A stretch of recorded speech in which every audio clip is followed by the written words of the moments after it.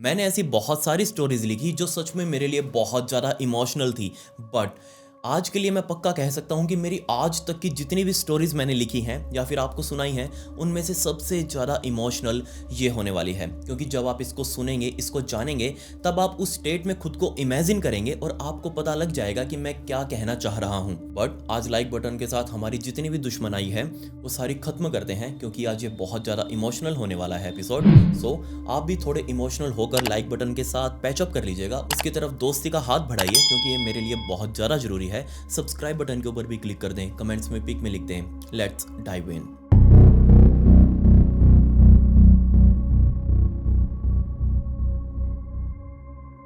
इस बहुत ही emotional story को समझने के लिए हमें अमेरिका के व्योमिंग स्टेट में जाना पड़ेगा और यहीं पर बना हुआ है हजारों एकड़ में फैला हुआ फिट्जपैट्रिक विल्डरनेस नाम का नेशनल पार्क। और दिन था 2 अगस्त 1998 यानी कि 2 अगस्त 1998 का। 4 दिनों पहले 48 साल के माइक टर्नर नाम के इस आदमी ने अपनी यात्रा शुरू करी थी, अपनी हाइकिंग की फिट्जपैट्रिक विल्डरनेस के अंदर। असल में फिट्जपैट्रिक विल्डरनेस, यकीन मानिए, दुनिया का एक अजूबा है ऐसा जो दिखने में बहुत बहुत ज़्यादा विशाल और बहुत बहुत ज़्यादा खूबसूरत। इसके अंदर आपको हर तरीके के मौसम मिल जाएंगे। इस एक ही जगह के अंदर आपको बहुत भयंकर गर्मी भी मिल जाएगी, बहुत भयंकर ठंड भी मिल जाएगी, हरियाली भी मिल जाएगी, स्नोफॉल भी मिल जाएगा, बहुत बड़ी बड़ी नदियाँ मिल जाएंगी, बहुत बड़े बड़े झरने, बहुत बड़े बड़े पहाड़।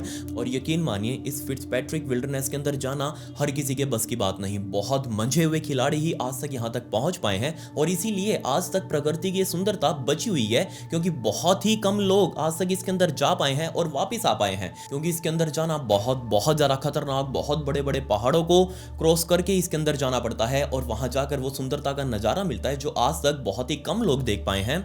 और उन्हीं में से एक माइक टर्नर, 48 साल के, जिन्होंने 4 दिनों पहले अपनी यात्रा शुरू करी थी हाइकिंग की इसी विल्डरनेस के अंदर। और अब दिन आ चुका था 2 अगस्त 1998 का, जब माइक ने बीच रास्ते में रुककर अपना बैग नीचे रखा, उसके अंदर से मैप निकाला, कंपस निकाला। असल में मैप और कंपस बहुत ही कम लोग हैं दुनिया के अंदर जो इसको आज तक समझ पाए हैं और जो इसका सही तरीके से इस्तेमाल करना जानते हैं।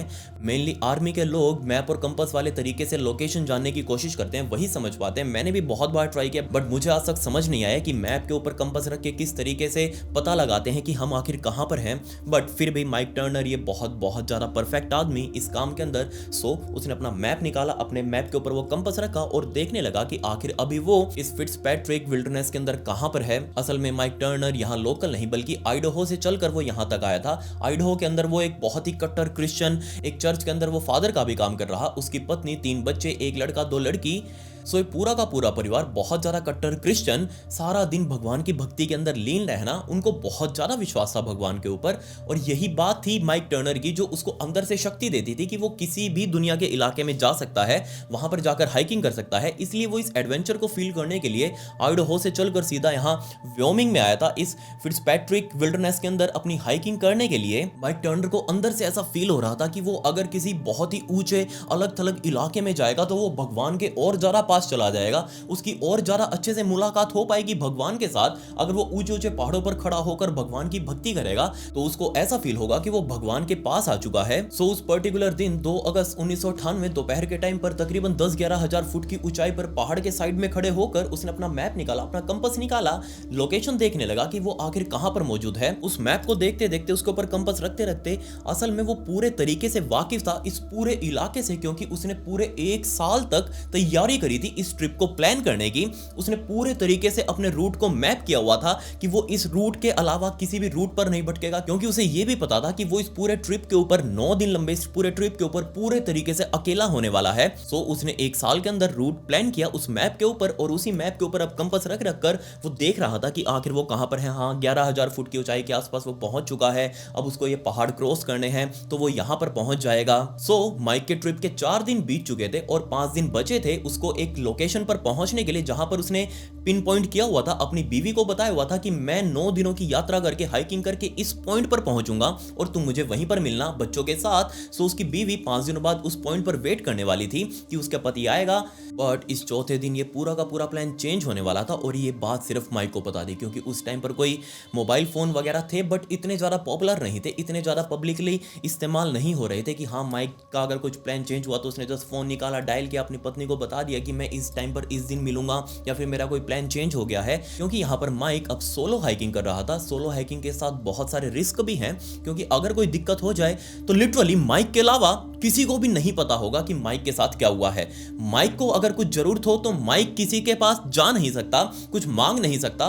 सिर्फ उसे 9 दिन अब अकेले पहाड़ों के अंदर से होते हुए, पहाड़ों के साइड से होते हुए या फिर ऊपर से होते हुए उस पॉइंट पर पहुंचना था जहां उसकी पत्नी वेट करने वाली थी। अब वैसे तो माइक बिल्कुल अकेला था, बट टेक्निकली वो अकेला नहीं था। उसके साथ उसका फैमिली डॉग एंडी, जिसका नाम एंडी था, ब्लैक लैब्रा वो डॉग, वो भी उसके साथ था। और वो भी इस हाइकिंग ट्रिप के ऊपर माइक के साथ आया था। पिछले 4 दिनों से माइक और उसका डॉग एंडी ये पूरी यात्रा कवर कर रहे थे, बट इस चौथे दिन माइक को फील हो चुका था कि वो भी बहुत लंबी यात्रा करके आए हैं। अभी तक तो उसका डॉग बहुत ज्यादा एनर्जेटिक था, बट आज चौथे दिन ये बिल्कुल थका थका सा लग रहा है। वैसे तो इधर उधर भागता फिर रहा था, बट आज ये बिल्कुल शांत शांत है और बहुत ही धीरे धीरे उसके साथ चल रहा है। माइक ने तब सामने की तरफ देखा, अपने मैप में देखते हुए उसने सामने की तरफ देखा कि हाँ, सामने जो पहाड़ है इसको उसके ऊपर भी चढ़ना है, और जैसे जैसे वो ऊपर चढ़ेंगे ऑक्सीजन की मात्रा और कम होती जाएगी, उसकी सांस और ज्यादा खींचेगी, उसके डॉग को भी और ज्यादा थकान होगी। सो माइक समझ चुका था कि उसका डॉग एंडी वो बिल्कुल भी इस हालत के अंदर नहीं है कि वो इस पूरे की पूरी यात्रा पर इस पूरे पहाड़ को क्रॉस कर सके। सो माइक ने प्लान बनाया कि वो इस पहाड़ को ऊपर चढ़कर क्रॉस करने की बजाय इसके साइड से घूम कर जाएगा। बेशक ये रूट उसको बहुत ज्यादा लंबा भी पड़ेगा और वो 9वें दिन की दोपहर तक अपनी बीवी के पास नहीं पहुंच पाएगा, उस पिकअप पॉइंट पर जहां उसकी बीवी मिलने वाली है। ये रूट उसको लंबा पड़ेगा, बट उसका डॉग एंडी वो इस रूट के लिए कंफर्टेबल रहेगा, क्योंकि वो पहाड़ चढ़कर इसको क्रॉस नहीं कर सकते। पहाड़ के ऊपर गहरी बर्फ और उसमें उसका डॉग बिल्कुल भी नहीं चल सकता। उसकी सांस पहले ही खिंच रही है, अगर वो और ऊपर चढ़े तो हो सकता है उसकी जान पर बन जाए। सो माइक ने प्लान बनाया कि वो इस पहाड़ को चारों तरफ से होते हुए क्रॉस करेगा और उसी पॉइंट पर मिलेगा जाकर अपनी बीवी को जहां उसे मिलना था। बट ये उसमें थोड़ा सा लेट हो जाएगा, हो सकता है 9वें दिन के दोपहर में नहीं बल्कि रात या फिर 10वें दिन की सुबह में मिले, बट ये रूट बिल्कुल सेफ रहेगा। माइक को अंदर से ये भी पता था कि उसने अपनी पत्नी को ये वाला रूट पहले से बता रखा है कि वो जो कवर करने वाला है, बट अब अगर वो अपने प्लान के अंदर चेंज करता है तो ये रूट किसी को भी नहीं पता होगा। लिटरली सिर्फ वही होगा पूरी दुनिया में जिसको ये पता है कि वो इस रूट से अपनी यात्रा कवर करेगा। तो इसमें पूरे तरीके से रिस्क तो था, लेकिन ये उसके डॉग के लिए कंफर्टेबल था। उसने अपनी एक्स्ट्रा सप्लाईज भी अपने बैग के अंदर रखी हुई थी कि अगर कोई प्लान चेंज हो जाए तो वो किसी तरीके से सरवाइव कर सके अपने डॉग के साथ। अपने डॉग के लिए भी उसने अलग से खाना रखा हुआ था एंडी के लिए। सो अपना वो मैप उसने वापस फोल्ड किया, अपने बैग के अंदर डाला, अपने डॉग को भी अलग से एक बाउल के अंदर पानी पिलाया और उसका डॉग बिल्कुल अब खुश सा लग रहा था। इसे देखकर माइक भी खुश हुआ कि हाँ, उसका डॉग अब इस रास्ते के ऊपर चलने के लिए उसके साथ बिल्कुल रेडी है। उसका डॉग नीचे अभी उसी बाउल में रखे हुए पानी पी रहा था, बट तभी उसने एकदम से अपना मुंह ऊपर की तरफ किया। उसके कान बिल्कुल खड़े, बिल्कुल ऐसा लग रहा था जैसे उसने कुछ सूंघ लिया हो या फिर उसने कुछ सुन लिया हो और उसी की वजह से बहुत ज्यादा चौकन्ना हो गया हो। और बिल्कुल माइक के देखते देखते, इससे पहले माइक कुछ समझ पाता, उसका डॉग एंडी उस बाउल को छोड़कर वहां से घूमा और सामने मौजूद जंगली इलाके की तरफ बहुत तेजी से भागा। उसका मालिक यानी कि पीछे माइक टर्नर बहुत जोर जोर से एंडी एंडी एंडी चिल्ला रहा है, बट एंडी को कोई फर्क नहीं पड़ा। एंडी सीधा उस जंगल की तरफ भागते हुए गया। अब ऑब्वियसली माइक टर्नर, जिसने पहले ही अपना रूट बदल दिया है, उसको दूसरे रास्ते से होते हुए जाना है, अपनी वाइफ के पास उसी पिकअप पॉइंट पर मिलना है, वो उसमें पहले ही लेट होने वाला है। अब इस तरीके की मिस्टेक्स वो बिल्कुल भी अफोर्ड नहीं कर सकता कि वो पहले अपने कुत्ते के पीछे जाए, उसको पकड़े, उसको ढूंढे कि वो आखिर कहां गायब हो गया, उसको पकड़ के लाए और दोबारा से अपने इस रूट को कंटिन्यू करे। ऑब्वियसली यहां रिस्क था कि वो किसी भी इलाके में जाएगा, नए इलाके में, तो हो सकता है वहां वो गुम हो जाए, उसको वहां पर लोकेशन ना मिले। तीसरा रिस्क कि वहां कोई शिकारी जानवर मिल जाए। हो सकता है कि उसके डॉग एंडी ने किसी जानवर की स्मेल ली हो और वो उसी के पीछा करने के लिए उस तरफ भागा हो और पीछे पीछे अब बेचारे माइक को भी जाना था ताकि वो अपने डॉग को पकड़ कर ला सके। बट माइक ने बिल्कुल टाइम वेस्ट नहीं किया। उसने वो नीचे पड़ा हुआ बाउल अपने साथ उठाया, उसने जो पानी था वो वहीं खिंडाया और उसको वहीं खाली करके अपने साथ लेकर पीछे पीछे भागता हुआ गया उसी जंगल की तरफ जहां उसका डॉग गया था। सो जैसे ही उस जंगल की तरफ भागा, उसने बहुत जोर जोर से वो चिल्ला रहा था कि एंडी एंडी एंडी, कहीं से उसकी आवाज आ जाए। बट उसको सामने से आवाज आ रही थी कि एंडी, उसका डॉग उस तरफ भाग कर जा रहा है। अभी भी उसकी जो पैरों की चलने की आवाज थी वो आ रही थी माइक तक। सो माइक बहुत तेजी से उस डायरेक्शन की तरफ भागते हुए, सामने एक बहुत बड़ी क्लियरिंग जो उसके आंखों के सामने थी, लिटरली इस सामने का व्यू उसको बहुत बहुत हैरान कर रहा था। क्यों? क्योंकि अभी अभी जो उसका डॉग उसको जिस इलाके में लेकर आया था, ये एक बहुत बड़ी लेक, बहुत ही शानदार लेक, जहां पर आज तक बहुत ही कम लोग दुनिया के जा पाए हैं। सो उस लेक तक उसका एक डॉग लेकर आया था। बट माइक के लिए व्यू तो ये बहुत बढ़िया था, बट यहाँ दिक्कत ये थी कि उस लेक के किनारे पर बहुत बड़े बड़े पत्थर पड़े हुए थे, एक बड़ी गाड़ी के साइज के बहुत बड़े बड़े पत्थर। और उन पत्थर के ऊपर से होते हुए उसका डॉग उनके ऊपर से छलांग लगाते हुए किनारे तक गया उस लेक के, और उसी लेक के अंदर से वो पानी पीने लगा। असल में एंडी जब पानी पी रहा था उस बाउल के अंदर, और सामने खड़ा हुआ माइक उसको देख रहा था, उस टाइम पर एंडी ने इसी लेक वाले पानी की आवाज सुनी, और इसी पानी का पीछा करते हुए एंडी उस तरफ भागा, और पीछे पीछे माइक भी भाग रहा था। बट यहाँ दिक्कत ये थी कि बहुत सारे पत्थर पड़े थे, लेकिन ये डॉग तो उनके ऊपर से कूद कूद कर उनको पार कर गया। लेकिन बेचारा माइक, जो कि उस किनारे तक जाना चाह रहा था क्योंकि उसका डॉग वहां पर खड़ा है, और वो वापस नहीं आ रहा, क्योंकि काफी बार माइक ने उसको बुलाया कि एंडी वापस आ जाओ, बट एंडी आने को तैयार ही नहीं। सो मजबूरन माइक को उस किनारे तक जाना था ताकि वो अपने डॉग को अपने साथ पकड़ कर ला सके। माइक ने दोनों तरफ देखा कि कहीं और से कोई रास्ता हो कि वो इन पत्थरों के ऊपर चढ़कर उसे ना जाना पड़े, क्योंकि ये बहुत बहुत बड़े बड़े पत्थर, मैंने आपको बताया एक बड़ी गाड़ी के साइज के ये पत्थर वहां पड़े थे, और ये चारों तरफ थे। माइक ने इधर उधर देखा कि कहीं से कोई इलाज मिल जाए कि वो इन पत्थरों के ऊपर ना चढ़कर जाए, लेकिन चारों तरफ देखने के बाद भी उसको कोई रास्ता नहीं मिला, क्योंकि ये पत्थर चट्टानों से टूट टूट कर यहाँ जमा हुए थे इस लेक के किनारे पर, और इन्हीं के ऊपर से चढ़कर अब माइक को जाना था अपने डॉग तक। माइक ने एक लास्ट टाइम एंडी को आवाज लगाई, बट एंडी ने फिर से उसे इग्नोर किया। अब माइक समझ चुका था कि उसको इन पत्थरों के ऊपर चढ़ना पड़ेगा, और पत्थर से पत्थर कूदते हुए उसको उस किनारे तक जाना पड़ेगा। माइक ने पहले पत्थर को पकड़ा और उसके ऊपर चढ़कर अगले पत्थर की तरफ देखा कि उसको किस तरफ से जाना चाहिए, और अब ये रास्ता माइक के लिए बहुत लंबा होने वाला था। एक हफ्ते बाद, यानी कि अब पूरा 9 दिनों का ट्रिप बीत चुका था।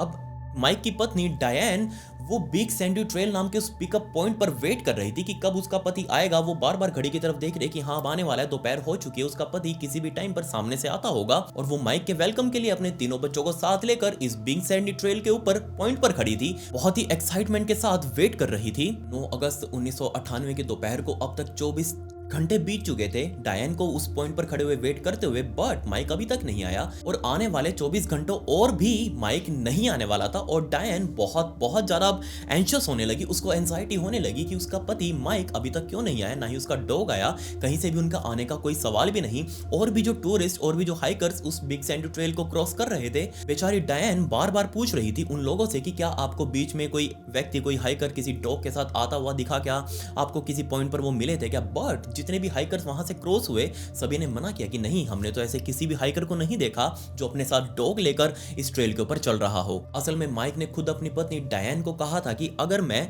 8 अगस्त 1998 की दोपहर तक वहां नहीं पहुंचूं तो तुम मेरी 24 और घंटे वेट करना, मैं किसी भी तरीके से वहां पहुंच जाऊंगा। और अगर मैं 24 और घंटे भी यहां ना पहुंचूं, मतलब 9 अगस्त 1998 की दोपहर तक भी यहां ना पहुंचूं, तो तुम समझ जाना कि कुछ ना कुछ दिक्कत है जरूर, और मेरा यहां तक पहुंचना पॉसिबल नहीं हुआ, और तुम जाकर सीधा पुलिस में रिपोर्ट कर देना, मेरा रेस्क्यू अभियान शुरू करवा देना। सो आज 9 अगस्त थी और 24 घंटे बीत चुके थे। डायन बार बार अपनी घड़ी देख रही है, सामने आने वाले हाइकर से पूछ रही है कि क्या किसी ने देखा, बट सभी मना कर रहे हैं। बार बार वो घड़ी देख रही है कि हाँ 3:30 बज चुके हैं, 3:45 बज चुके हैं, 4 बज चुके हैं, अभी तक भी उसका पति माइक टर्नर यहाँ पर नहीं आया, ना ही उसका डॉग आया। ऑब्वियसली सभी लोग बहुत ज्यादा टेंशन में आ चुके थे। बट फिर भी यहाँ डायन ने सोचा कि वो सुबह तक वेट करेगी यहीं पर खड़े होके, और उसके बाद वो पुलिस में जाएगी, क्योंकि उसे पता है कि उसका पति बहुत ही अच्छा सर्वाइवलिस्ट है, उसको अच्छे से नॉलेज है इन जगहों की कि किस तरीके से यहाँ पर जिया जा सकता है, किस तरीके से यहाँ पर अपना एडवेंचर पूरा किया जाता है। माइक को अच्छे से पता है, और ये बात डायन को भी अच्छे से पता थी कि उसका पति आराम से यहाँ पर आ जाएगा, कोई दिक्कत वाली बात नहीं है। अगर वो अभी पुलिस के पास चली गई तो पुलिस वाले अपना रेस्क्यू अभियान तो शुरू कर देंगे, बट रेस्क्यू अभियान भी शुरू हो जाए और माइक भी यहाँ पहुंच जाए तो सब कुछ, सबकी मेहनत वेस्ट जाएगी, बहुत खर्चा भी हो जाएगा पुलिस वालों का। इसलिए डायन ने सोचा कि एक और दिन, बस एक और रात वो वेट कर ले। कल दोपहर यानी कि 10 अगस्त 1998 की दोपहर तक माइक इस जगह पर नहीं पहुंचे तो वो पुलिस वालों के पास रिपोर्ट कर देगी। 10 अगस्त 1998 की दोपहर भी हो चुकी थी, अभी तक माइक इस बिग सैंडी ट्रेल नाम के इस पिकअप पॉइंट पर नहीं आए। अभी भी डायन ऑब्वियसली बहुत ज़्यादा टेंशन में, उसके तीनों बच्चे बहुत ज़्यादा टेंशन में। डायन अपने तीनों बच्चों को लेकर नज़दीकी पुलिस स्टेशन में गई और वहां जाकर माइक टर्नर की मिसिंग रिपोर्ट दायर करी। बट अभी रेस्क्यू अभियान शुरू तो हो चुका था, लेकिन यहाँ दिक्कत ये थी कि सिर्फ माइक के अलावा और किसी को भी नहीं पता था कि माइक ने अपना रूट डाइवर्ट किया हुआ है। उसका प्लान कुछ और था, इस पहाड़ के ऊपर से चढ़कर नहीं बल्कि इसके चारों तरफ घूमकर वो इस पॉइंट पर आने वाला था, और ये बात सिर्फ माइक को पता थी। बट पुलिस स्टेशन के अंदर डायन ने एक मैप दिया पुलिस वालों को कि उसके पति माइक टर्नर इस पूरे रूट से होते हुए इस पॉइंट तक आने वाले थे, लेकिन अभी तक नहीं आए। 2 दिनों से भी ज्यादा का टाइम हो चुका है, उनको अभी तक यहाँ आ जाना चाहिए था, लेकिन अभी तक नहीं आए। आप प्लीज उनकी खोज शुरू कर दीजिएगा। बेशक यहाँ पुलिस वालों को भी पता था कि फिट्जपैट्रिक विल्डरनेस ये कोई आम जगह नहीं है, हाइकर्स के लिए एक बहुत ही बदनाम जगह है। यहाँ बहुत ही खूंखार शिकारी रहते हैं और अगर कोई यहाँ पर रास्ता भटक जाए तो उसका बाहर निकलने का लगभग ना के बराबर चांसेस है। बट फिर भी पुलिस वालों ने अपना अभियान शुरू किया क्योंकि रिपोर्ट आई थी, उसके ऊपर काम तो करना ही था। पुलिस वालों के सैकड़ों वॉलंटियर्स नीचे ग्राउंड पर खंगाल रहे थे, बहुत सारे हेलीकॉप्टर्स ऊपर उस ट्रेल को खंगाल रहे थे कि किसी तरीके से माइक का पता लग जाए। बहुत सारे हाइकर्स जो उस ट्रेल को क्रॉस कर रहे थे उनसे भी पूछा पुलिस वालों ने, बट किसी के पास कोई जवाब नहीं था माइक का कि आखिर माइक कहां हो सकता है। पूरे 2 हफ्तों तक, यानी कि आने वाले अब 2 हफ्तों तक ये सर्च ऑपरेशन चलाया गया, लेकिन किसी के हाथ कुछ भी नहीं लगा। और 2 हफ्तों तक ये खोजने के बाद, एक इलाका छानने के बाद फाइनली पुलिस वालों ने भी हार मान ली और इस सर्च ऑपरेशन को यहीं पर खत्म कर दिया गया। अब ऑब्वियसली माइक का परिवार जो कि बहुत ज़्यादा डेवस्टेटेड हो चुका था, बहुत ज़्यादा परेशान था। उनको तो पता भी नहीं था कि माइक टर्नर के साथ क्या हुआ है। माइक की पत्नी डायन, उसके 3 बच्चे, वो वेट कर रहे थे कि उसका पिता और उनका पति यहाँ पर आएगा। यार देखो, वैसे तो मैं स्पॉन्सरशिप बिल्कुल भी नहीं लेता, सालों बीत चुके हैं जब मैंने कोई स्पॉन्सरशिप ली हो, तकरीबन 3-4 साल बीत गए होंगे। और स्पॉन्सरशिप ना लेने का रीजन सिर्फ यही है कि ऐसे ऐसे ब्रांड्स मार्केट में हैं जो ऑडियंस को पूरे तरीके से मिसलीड करते हैं। बट बहुत सारे ऐसे जेन्युइन भी है, जैसे कि सिक्का ऐप, जिसका लिंक मैंने डिस्क्रिप्शन में दिया हुआ है। मेरे रेफर लिंक से आप इसको प्ले स्टोर से डाउनलोड कर सकते हैं और इसके ऊपर आपको जस्ट बेसिक टास्क मिलेंगे हर रोज, जैसे कि किसी ऐप को इंस्टॉल करना, उसके ऊपर रजिस्टर करना और आपका ये टास्क पूरा। अब देखो, इसमें लगने को कुछ नहीं है, ये कोई सट्टा नहीं है, कोई गैम्बलिंग नहीं है, ये कोई बैटिंग ऐप नहीं है, ये बिल्कुल जेन्युइन ऐप है। आप इसको डाउनलोड करके अपने मोबाइल नंबर से रजिस्टर कर लीजिए और जो भी आपको टास्क दिखाया गया है आप इसको पूरा करिएगा। और इसमें 10 पॉइंट का 1 रुपया और लगभग मैंने 7300 पॉइंट इसमें अर्न कर भी लिए थे, जिसमें से मैंने 300 रिडीम कर भी लिए। और ये आप उसका प्रूफ देख सकते हैं, 7000 बचे हुए हैं, दिन में एक ही बार रिडीम कर सकते हैं। अब मैं इसको कल जो बाकी बचे हुए हैं उसको रिडीम कर भी लूंगा, उसमें कोई दिक्कत नहीं है। सो आप इसमें ईजिली अर्न कर सकते हैं, इसमें कुछ भी घर से नहीं लगाना, इसमें आपका कुछ नहीं लग रहा, आप छोटे मोटे टास्क करके अपना थोड़ा बहुत ऊपर का खर्चा निकाल सकते हैं। सो इसमें आप अपने फ्रेंड्स और फैमिली को भी रेफर कर सकते हैं और जब आप रेफर करेंगे और वो अगले टास्क पूरा करेंगे तो उसका 50% बोनस आपको मिलेगा। सो इसमें फायदा ही फायदा है। सो जल्दी से जाइए, नीचे पिन कमेंट के अंदर और साथ ही डिस्क्रिप्शन के अंदर सिक्का ऐप का मेरा रेफर लिंक मैंने डाल रखा है, उसके ऊपर क्लिक करके आप इस ऐप को डाउनलोड कर लीजिएगा। 28 अगस्त 1998 का दिन आ चुका था और एक और हाइकर्स का ग्रुप जो कि इसी ट्रेल के ऊपर चल रहा था जिसके ऊपर माइक टर्नर ने अपनी यात्रा शुरू करी थी, उसी ट्रेल के ऊपर चलते चलते एक हाइकर्स का ग्रुप जिनको सामने से जंगल दिखाई दे रहा था और उसी जंगल में से किसी के भागते हुए आने की आवाज आ रही थी। और जैसे ही उस ग्रुप ने रुककर वहां सुना, सभी लोग कह रहे थे कि नहीं, यहां से निकल पड़ते हैं, क्या पता कोई हो वहां पर, कोई शिकारी जानवर हो और वो हमारी तरफ भागते हुए आ रहा हो। बट उनमें से कुछ हाइकर्स ने कहा कि रुको, वेट तो करते हैं, क्या पता किसी को हमारी जरूरत हो। सो उन लोगों ने वहीं पर खड़े होकर वेट किया और सामने जंगल में से एक काले रंग का कुत्ता भागते हुए, बहुत हाफते हुए इन लोगों तक आकर पहुंचा। देखते ही लग रहा था कि ये कुत्ता बहुत ही दयनीय स्थिति के अंदर आ चुका है, इसकी कभी भी मौत हो सकती है, क्योंकि उसके हड्डियां दिख रही थी। उसको ऐसा लग रहा था, देख कर ही ऐसा लग रहा था जैसे इस कुत्ते ने बहुत दिनों से कुछ नहीं खाया पिया। सो उन लोगों ने, उन हाइकर्स ने सबसे पहले तो अपने पास जो भी एनर्जी बार्स वगैरह थी उस डॉग को दी, उसको खाना खिलाया और तब उस डॉग ने बहुत जोर जोर से चारों तरफ भौंकना शुरू किया। लेकिन ये जो हाइकर्स का ग्रुप था इस डॉग को देखते ही पहचान गया। क्यों? क्योंकि जहां से इन लोगों ने अपनी यात्रा शुरू करी थी उस पॉइंट पर बहुत सारे फ्लायर्स चिपकाए गए थे, बहुत सारे पोस्टर चिपकाए गए थे जिसके अंदर माइक और उसके डॉग के बारे में उसकी फोटो लगाई गई थी कि ये दोनों मिसिंग है। अगर किसी को भी इनके बारे में दिखे, इनके बारे में पता चले तो प्लीज पुलिस वालों के पास रिपोर्ट करें। और जैसे ही इन हाइकर्स ने इस डॉग को देखा, बट इधर उधर देखने पर माइक का कुछ भी पता नहीं चला। सो ये हाइकर्स उस डॉग को अपने साथ लेकर वापस अपने नीचे आए, उस नजदीकी पुलिस स्टेशन में गए और वहां जाकर एंडी को जमा करवाया। जी हाँ, ये डॉग कोई और नहीं बल्कि एंडी ही था, माइक टर्नर का डॉग। और जैसे ही पुलिस वालों ने एंडी को देखा, पुलिस वाले समझ चुके थे कि अब एंडी भी आसपास ही कहीं होगा। सो हाइकर से बात की गई कि तुमको एंडी कहां पर मिला। बट यहाँ दिक्कत ये थी कि जिस जगह पर एंडी को होना चाहिए था वहां एंडी था ही नहीं, जिस ट्रेल पर होना चाहिए था, बल्कि वो तो कहीं दूर से यहाँ इस तरफ भागते हुए आ रहा था। साफ पता लग रहा था क्योंकि बाद में जब पुलिस वालों ने स्निफर डॉग्स को भी लगाया तो स्निफर डॉग्स एंडी की स्मेल करते करते 17 मील दूर तक जा चुके थे इस ट्रेल से। मतलब एंडी बहुत लंबे चक्कर के बाद यहां तक पहुंचा था और वो बहुत ज्यादा थका भी हुआ था।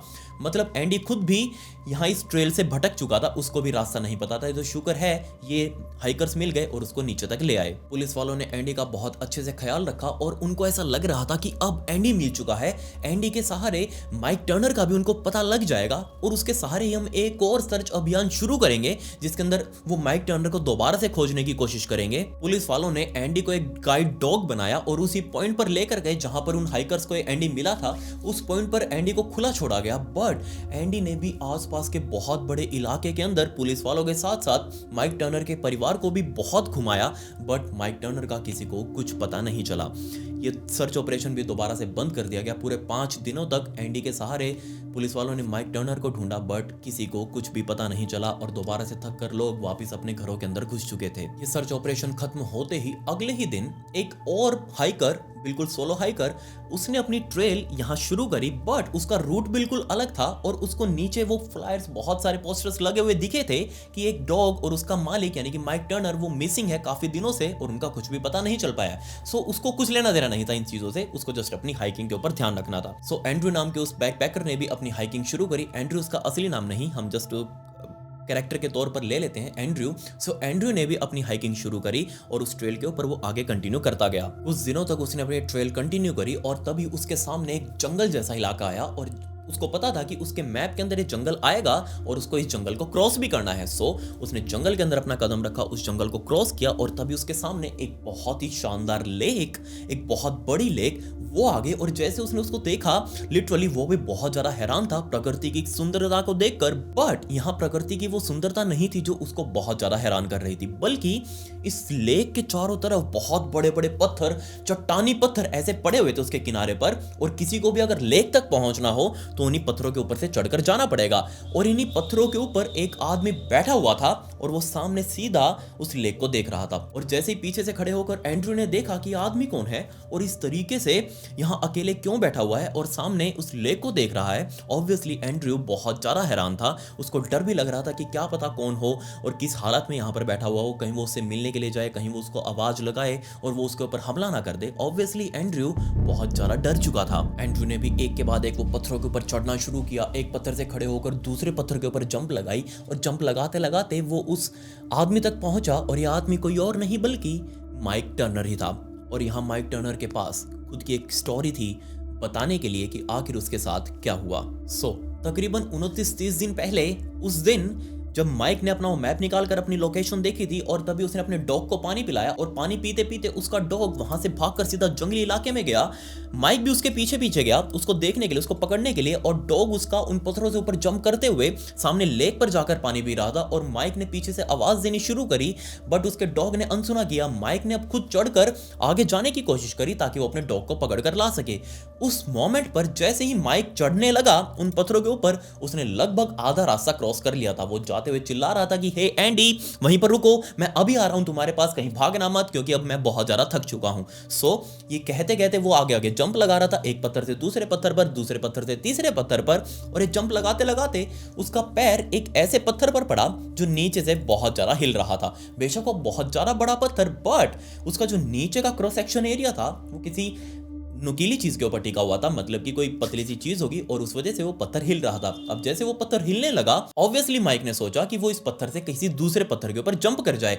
बट यहां दिक्कत ये हुई कि जैसे ही माइक ने उस हिलने वाले पत्थर से सामने वाले पत्थर के ऊपर जंप किया, उस टाइम पर, उस मोमेंट पर माइक का पैर फिसला और वो लगभग नीचे जाने ही वाला था। लेकिन नीचे जाने से पहले माइक ने उस पत्थर को जोर से पकड़ लिया और माइक अब वापस अपने पैरों के सहारे उस पत्थर को पकड़ कर ऊपर चढ़ने वाला था। तभी वो पीछे हिलने वाला पत्थर वो अपनी जगह से सरका और थोड़ी आगे की तरफ रोल हो गया। अब आप बस सोच कर देखिए, एक बड़ा पत्थर पीछे, उसके आगे एक और पत्थर और बीच में माइक जो कि आगे वाले पत्थर के ऊपर चढ़ने की कोशिश कर रहा है कूदते हुए क्योंकि उसका पैर फिसला था। अब पीछे वाला पत्थर वो आगे की तरफ रोल ऑन हो गया और बीच में माइक का पैर इन दोनों पत्थरों के बीच में जा फंसा। जी हाँ, माइक पूरे तरीके से लॉक हो चुका था इन दोनों पत्थरों के बीच में। लिटरली उसकी वो सिटिंग पोजीशन अब वहीं बन चुकी थी। माइक के दोनों पैर इन सैकड़ों क्विंटल वजनी पत्थरों के बीच में फंस चुके थे, लिटरली वो क्रश हो चुके थे। लेकिन माइक अपने पैरों को यहाँ छोड़ भी तो नहीं सकता, उसको अपने पैर चाहिए थे यहाँ से निकलने के लिए, इसलिए उसने बहुत जोर से अब जोर लगाना शुरू किया होगा उन पत्थरों को किसी तरीके से आगे पीछे कर सके, क्योंकि वो पत्थर पहले हिल रहे थे। माइक को लगा कि वो अपने हाथ पैरों से इन पत्थरों को हिला सकता है, लेकिन वो पत्थर उससे एक इंच तो बहुत बड़ी बात कर रहा हूं मैं, 1 मिलीमीटर भी वो नहीं हिले और माइक अब इनके बीच में फंस चुका था। आने वाले 3-4 मिनटों के अंदर ही माइक समझ चुका था कि ये बहुत बहुत बड़ी दिक्कत हो चुकी है उसके साथ और उसको किसी भी तरीके से यहाँ से निकलना होगा, क्योंकि सबसे पहली बात तो किसी को भी पता ही नहीं है कि उसने अपना रूट डाइवर्ट कर लिया है और प्लस में उसके डॉग ने उसका रूट डाइवर्ट करवा दिया है। इन सब से उसको बाहर निकलना होगा किसी भी तरीके से। उसका डॉग उसकी हेल्प नहीं कर सकता क्योंकि वो तो वहां पर पानी पी रहा है, बेशक वो यहाँ पर आ भी जाए तो इन सैकड़ों क्विंटल वजनी पत्थरों को यहाँ से नहीं हिला सकता। दूसरा, माइक खुद भी इन पत्थरों को नहीं हिला सकता, इसलिए उसने अपनी पीठ से बैठे बैठे उस पत्थर के ऊपर अपनी पीठ से वो बैग उतारा। उस बैग के अंदर जितने भी इक्विपमेंट्स थे उसके, उन इक्विपमेंट से उसने पत्थरों को हिलाना शुरू किया, बट जितनी वो कुल्हाड़ी वगैरह थी वो उनसे हिला ही नहीं पाया। 1 मिली सेंटीमीटर भी वो पत्थर वहां से नहीं हिला।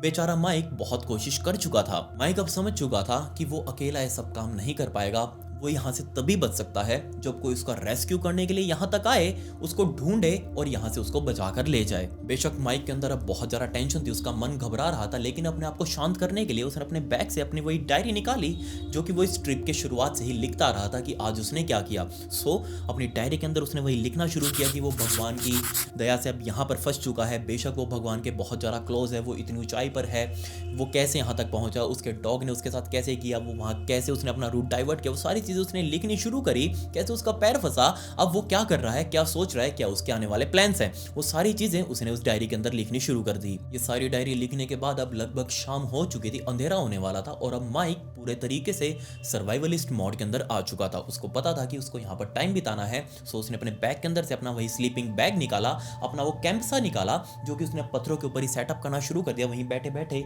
इधर उधर सेटअप करना शुरू कर दिया। अपना स्लीपिंग बैग उसने वो अपने पूरे शरीर के ऊपर लपेटा जहां तक वो लपेट सकता था और अपने कैंप के अंदर ही अब उसने जो खाना पीना उसके बैग के अंदर बचा हुआ था उसने वो खाना शुरू कर दिया। उसका डॉग बार बार उसके पास आ रहा है, वहां से जा रहा है, लेकिन वो कुछ भी कर नहीं सकता, ना ही माइक कुछ कर सकता। माइक ने आसपास पड़े हुए पत्थरों के ऊपर से वो बर्फ उठाई, जहां तक उसका हाथ जा रहा था उस बर्फ को उठाकर अपना स्टोव जो कि पोर्टेबल स्टोव वो अपने साथ लेकर चला था खाना बनाने के लिए, उस टोपिए के अंदर, उस पतीले के अंदर उसने वो बर्फ डाली, वहां पानी गर्म किया उससे और उसे खाना वाना बनाकर अपना खा भी लिया। पहली रात बहुत ज़्यादा ठंड हो चुकी थी, माइनस के अंदर टेम्परेचर जा चुका था, बट किसी तरीके से माइक ने वो रात बिताई। उसका डॉग उसके साथ आकर सो चुका था उसी कैंप के अंदर। उसके डॉग को भी समझ नहीं आ रहा कि मालिक ये क्या कर रहा है। खैर दोनों ने रात बिताई। अगली सुबह माइक उठा, उसने दोबारा से अपना वो जर्नल लिखना शुरू कर दिया, अपनी डायरी लिखनी शुरू कर दी कि रात उसकी कैसी कटी, उसने क्या क्या किया। साथ ही उसने लिखा कि वो पूरे तरीके से सर्वाइवलिस्ट मोड के अंदर आ चुका है, उसको पता है कि अब उसकी जान कैसे बचानी है, बट उसके मन में डर है कि वो अगर बच भी गया तो उसको अपने दोनों पैर कटवाने पड़ेंगे। तीसरा, उसके पास खाना तो है 1 हफ्ते का, बट उसके पास पानी बहुत सारा कम है। अब आप सोच कर देखिए, मजबूरी देखिए यहाँ पर उसके मन में क्या चल रहा होगा। सिर्फ उससे 20 से 25 फीट दूर, सिर्फ 20 से 25 फीट दूर पानी की इतनी बड़ी लेक, इतनी बड़ी झील, साफ पानी की, पीने के पानी की, बट उससे सिर्फ 25 फीट दूर बैठा माइक टर्नर, उसके पास पीने के लिए पानी नहीं। ऑब्वियसली उसने वो चीज लिखी कि वो उठकर वहां से पानी ले भी नहीं सकता। दूसरे दिन की शाम को माइक ने अपना जुगाड़ लगाया। अपनी जो वाटर बॉटल थी उसके किनारे पर, उसके हैंडल के ऊपर उसने एक रस्सी बांधी जो कि उसके कैंप से जुड़ी हुई थी। उस कैंप वाली रस्सी को तोड़कर उसने उस बोतल के मुंह पर बांधा और उसके घुमाकर सीधा आगे उस लेक की तरफ फेंका। बट यहाँ दिक्कत ये थी कि वो रस्सी थोड़ी छोटी रह गई और वापस उसको खींचते टाइम वो रस्सी खुद, वो बोतल खुद पत्थरों के बीच में जा फंसी। अब बेचारा माइक, जो कि इतनी हिम्मत तो थी नहीं कि वो खड़ा होकर उस रस्सी को ऐसे ऐसे करके छुड़वा सके, बट उसको मजबूरी उसको खींचना पड़ा और वो रस्सी वहीं से टूट गई और उसकी बोतल भी अब आगे की तरफ जा फंसी थी। दूसरे दिन की रात होते होते माइक जो लिख रहा था अब अपनी डायरी के अंदर, उसकी टोन अब थोड़ी सी बदल चुकी थी। पहले वो बहुत ज़्यादा पॉजिटिव था कि उसको ये करना है, उसको ये करना है और वो यहाँ से निकल सकता है, बट अब वो थोड़ा सा नेगेटिव हो चुका था कि अगर उसके पास पानी खत्म हो जाए तो वो कैसे जिंदा रहेगा, अगर उसके पास खाना खत्म हो जाए तो वो कैसे जिंदा रहेगा, इन दो पत्थरों के बीच में फंसकर वो कब तक जिंदा रहेगा। वो सारे सवाल सीधा और किसी से नहीं बल्कि भगवान से पूछ रहा था, क्योंकि वो कट्टर क्रिश्चियन बहुत लंबे टाइम से वो भगवान की भक्ति करता हुआ आ रहा था और सीधे सवाल वो भगवान से पूछ रहा था कि मेरे साथ ऐसा क्यों हो रहा है और मुझे कब तक सहना पड़ेगा। उसके पास जो भी पानी था उसने उसको बचाना शुरू किया। उसने इनफैक्ट अपने डायरी के अंदर ये भी लिखा कि उसके यूरिन का टेस्ट कैसा होगा कि अगर वो अपने पानी के अंदर थोड़ा यूरिन मिला दे तो ऑब्वियसली वो एक इन्फिनिटी लूप में आ जाएगा कि जो भी पिया उसने अपने पानी के अंदर भर दिया और उसी को थोड़ा सा फिर से पी लिया और ऐसे वो अपने पानी को बचा सकता है। उसने सारी चीजें अपने थॉट्स अपनी डायरी के अंदर लिखने शुरू किए। तीसरा दिन आ चुका था। तीसरे दिन उसके पास सिर्फ और सिर्फ थोड़ा सा पानी बचा था पीने के लिए और उसने लिखा कि मेरे पास अब बहुत थोड़ा सा पानी बचा हुआ है, अब ये भी खत्म हो गया तो मैं क्या करूंगा, मैं कहाँ जाऊंगा। आगे उसने लिखा कि इस पूरे के पूरे 9 दिनों की ट्रिप का सिर्फ और सिर्फ मकसद ये था कि वो किसी तरीके से भगवान के और जरा पास चला जाए, बट इस तरीके से पास नहीं जाना चाह रहा था वो। उसका दूसरा प्लान था कि वो भगवान से 1 to 1 होगा इस पूरे ट्रिप के अंदर, क्योंकि वो अकेला रहेगा, भगवान से अच्छे से बात कर पाएगा। लेकिन ये बीच में आ जाएगा, इस तरीके से भगवान मिलेगा, ये तो उसने नहीं सोचा था। आने वाले 2-3 दिनों के अंदर अपनी डायरी के अंदर लिखते हुए उसका टोन बिल्कुल अब बदल चुकी थी। जहां वो भगवान के साथ पहले भक्ति दिखा रहा था अपने जर्नल के अंदर, अपनी डायरी के अंदर, बल्कि अब वो भगवान के ऊपर बहुत ज़्यादा गुस्सा हो चुका था कि मैं ही क्यों, मुझे ऐसी सिचुएशन के अंदर क्यों फंसाया, मैं तो तुम्हारे लिए ही सब कुछ कर रहा था, तुम्हारी भक्ति करता हूं, बट तुमने मुझे ही चूज क्यों किया, हम दोनों का मिलन ऐसा होगा मैंने बिल्कुल भी नहीं सोचा था। माइक ने लिखा कि मुझे किस कर्मों की सजा मिल रही है, मैंने अपनी जिंदगी के अंदर कभी किसी का बुरा नहीं चाहा, कभी किसी के लिए गलत नहीं सोचा, फिर भी मेरे साथ ऐसा क्यों हो रहा है। अगर ऐसी ही बात है तो मुझे फेस टू फेस आकर मिलो भगवान, यहीं पर आकर मिलो, जो भी मुझे सजा देनी है मेरे फेस टू फेस दो, ऐसे मत तड़पाओ, क्योंकि मेरी यहाँ पर कोई हेल्प नहीं कर रहा, अगर कोई और नहीं कर रहा तो तुम भी मत करो, यहाँ पर आकर मेरी जान ले लो। ऐसा उसने लिखा अपनी इस डायरी के अंदर। 5वें और 6ठे दिन माइक की हालत और ज़्यादा खराब हुई, क्योंकि उस दिन सुबह उठते ही उसने सबसे पहले फील किया कि उसका लेफ्ट पैर, उल्टा पैर, वो बिल्कुल भी फील नहीं कर पा रहा, वो पूरे तरीके से पैरालाइज हो चुका है। ऑब्वियसली उसको वहीं पर काटना पड़ेगा वरना इन्फेक्शन पूरे शरीर के अंदर फैल जाएगा। बट माइक ने उसको वहीं पर नहीं छेड़ा, उसने जस्ट लिखना शुरू किया कि वो अपने लेफ्ट लेग को फील नहीं कर पा रहा। उसने इतनी मेहनत करी, इतनी भक्ति करी थी भगवान की, बट फिर भी उसको उसके रिटर्न में कुछ भी नहीं मिला। ये सारी चीज़ें वो भगवान से सारी शिकायतें लिखने लगा अपनी उसी डायरी के अंदर। एक लाइन जो कि उसने अपनी डायरी के अंदर लिखी वो सच में बहुत ज़्यादा हार्ट ब्रेकिंग थी, और वो थी कि बहुत बहुत ज़्यादा अकेला, इतना अकेला कि ये तो मैंने सोचा भी नहीं था। मेरी यहाँ पर कोई हेल्प नहीं करने आ रहा, किसी को पता नहीं है कि मैं कहाँ हूँ और मैं इस तरीके से फंस जाऊँगा, ये तो मैंने बिल्कुल भी नहीं सोचा था। ये सारी चीज़ें लिखने के बाद बेचारे माइक की वो डायरी वो भी उसके हाथ से छूटकर नीचे पत्थरों में जा गिरी, जिसके बाद जो भी उसके पास वो सामान पड़ा था उसके बैग के अंदर, उसी सामान के साथ उसने आसपास के पत्थरों पर ही लिखना शुरू कर दिया। वो पिक्चर बनानी शुरू कर दी, अपने कुछ खास मोमेंट्स जो उसने अपनी पत्नी, अपने फैमिली के साथ बिताए थे, उनके बारे में लिखना शुरू कर दिया। सोचकर देखिए बेचारे माइक के ऊपर उस टाइम पर क्या बीत रही होगी, क्या फील कर रहा होगा कि 20-25 फीट दूर उसके पास पानी है बट वो पी नहीं सकता, आसपास कुछ भी वो खा सकता है। उसने बहुत ही इंटेंसली और बहुत ही गुस्से में आसपास के पत्थरों पर लिखा कि उसका डिसीजन बिल्कुल गलत था उस लंबे रास्ते को लेने का। वो अपने डॉग के साथ अगर उस पहाड़ पर सीधा ही चढ़ जाता तो ऑब्वियसली वो अपनी पत्नी के पास होता, इस टाइम पर अपने घर होता, बट वो इस हालत में यहाँ पर फंस चुका है कि यहाँ उसके बारे में किसी को नहीं पता और वो कुछ कर भी नहीं सकता। 10वें दिन तक माइक की राइटिंग बिल्कुल ऐसी हो चुकी थी, जो माइक लिख रहा था वो उसको भी समझ नहीं आ रहा होगा, क्योंकि वो लिटरली मौत के दरवाजे पर खड़ा था। उसके हाथ कब कब आ रहे होंगे, उसकी हिम्मत नहीं होगी, कुछ भी लिखने की आसपास जगह ही नहीं बची होगी कि वो कहाँ पर क्या लिखे, बट फिर भी वो कोशिश कर रहा था। बट उसने अपनी फाइनल एंट्री के अंदर लिखा लव यू डैड, मतलब कि लव यू अलग लिखा, नीचे डैड लिखा। अपने परिवार को वो बोल रहा था कि लव यू नीचे डैड की तरफ से, वो उसकी फाइनल एंट्री थी। अब वो ओपनली अपनी मौत को अपनाना चाह रहा था कि किसी भी तरीके से उसकी मौत आ जाए और वो उसको यहाँ से उठा ले। जो उसका बहुत ही इंपॉर्टेंट काम था, उसको पता लग चुका था कि कुछ ही देर में, कुछ ही घंटों में वो मर जाएगा। इसलिए उसने अपनी अंगूठी, जो कि उसकी शादी वाली अंगूठी थी, उसने उस अंगूठी को निकाला, साइड में पत्थर पर रखा, क्योंकि उसे पता था कि आज नहीं तो कल, क्या पता सालों बाद कोई ना कोई उसे जरूर ढूंढ लेगा, बट तब तक उसका शरीर पूरा डिकम्पोज हो जाएगा। और अगर ऐसी हालत में डिकम्पोज हो गया तो उसके हड्डी से अंगूठी निकलकर, उसकी उंगली से अंगूठी निकलकर नीचे किसी पत्थरों के अंदर जाकर गुम हो जाएगी, मिट्टी में दब जाएगी। इसलिए उसने अपनी अंगूठी निकालकर साइड में पत्थर पर रखी और वो पूरे तरीके से तैयार था मरने के लिए। सो एंड्रयू, जिसने सबसे पहली बार माइक टर्नर को पीछे से बैठे हुए देखा था उस लेक के सामने, जो कि अपनी हाइकिंग करते हुए गया था, वो सोलो हाइकर। सो एंड्रयू ने पीछे से आवाज़ लगाई क्योंकि वो समझ चुका था कि ये माइक टर्नर ही है, क्योंकि उसने वो पोस्टर्स वगैरह देखे थे। सो एक के बाद एक पत्थर के ऊपर चढ़कर वो आगे की तरफ गया माइक से मिलने के लिए, बट उसके पास पहुंच से ही समझ चुका था कि माइक अब इस दुनिया से जा चुका है। अब नहीं, बल्कि काफ़ी दिनों पहले ही वो यहाँ मर चुका है और जस्ट उसकी अब लाश यहाँ पर बैठी हुई है और वो पूरे तरीके से अकड़ी हुई है। सो जो साइड में अंगूठी पड़ी हुई थी, उस अंगूठी को उठाकर, साथ में जो माइक का वॉलेट जो कि पड़ा हुआ था साइड में, उस वॉलेट को भी उठाकर एंड्रयू तुरंत वहां से भागकर अपनी उसी ट्रेल की तरफ नीचे की तरफ गया जहां उसने वो शुरू करी थी। पूरे 3 दिन लगे उसको नीचे जाने में और पुलिस वालों को जाकर वो सारी चीजें दिखाई, अंगूठी दिखाई, वॉलेट दिखाया और कहा कि माइक वहां ऊपर है। अब आप समझ सकते हैं कि एंड्रयू को भी नीचे जाने में पूरे 3 दिनों का समय लगा और वो बहुत तेजी में भागते भागते नीचे गया था। अब आप समझ सकते हैं कि वो कितना अलग था, कितना दूर था किसी भी अप्रोचेबल इंसान से।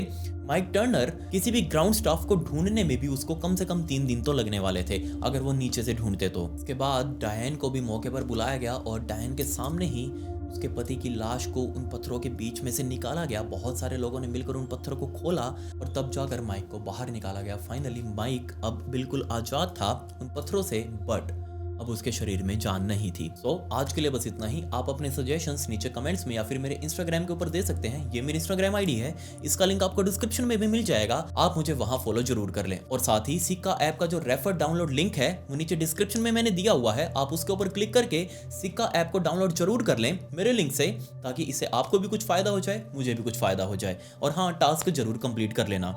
खैर, पिछली वीडियो का शाउट आउट रिमी बोरो को and comment pick me to get a shout out in next video. मिलते हैं अगली वीडियो में।